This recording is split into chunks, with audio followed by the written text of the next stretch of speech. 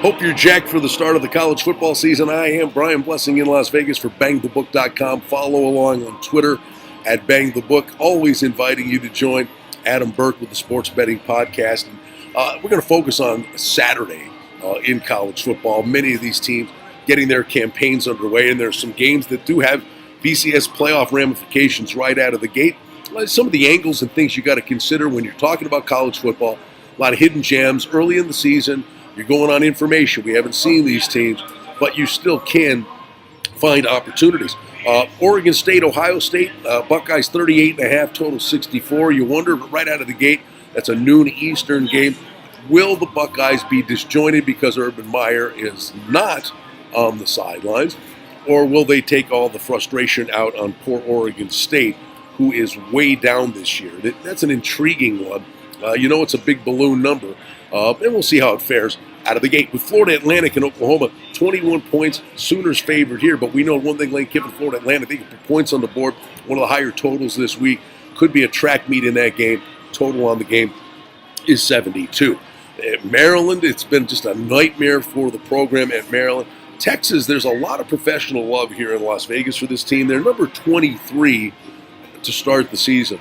But there are some people with strong opinions think that Texas is a legitimate threat in the Big 12, laying 13.5 on the road. Figure that number will get to 14.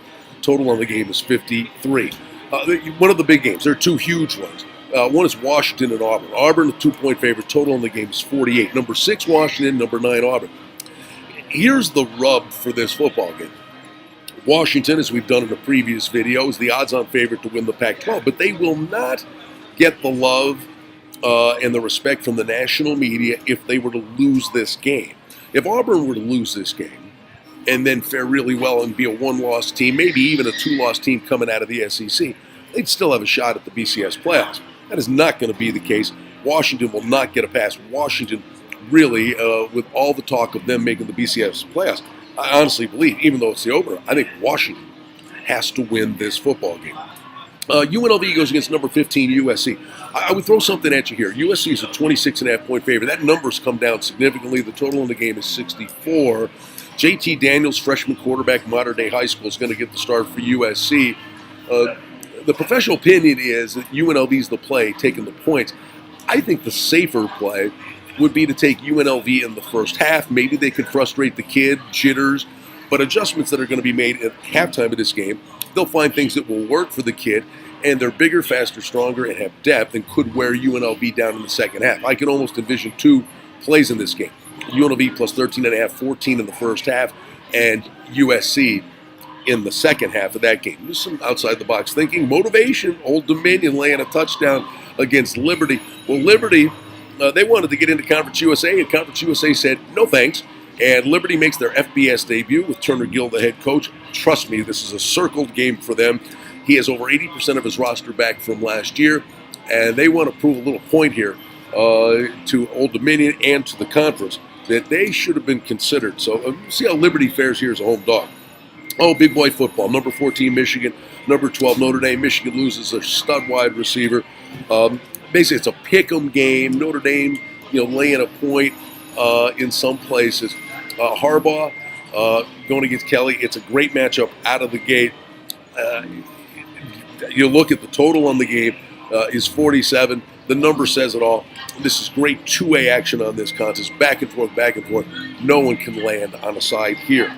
Then we go to Louisville and Alabama. We tell you about number 1 Alabama. 24.5-point favorites. Louisville, of course, no more Lamar Thomas. Gutted by graduation.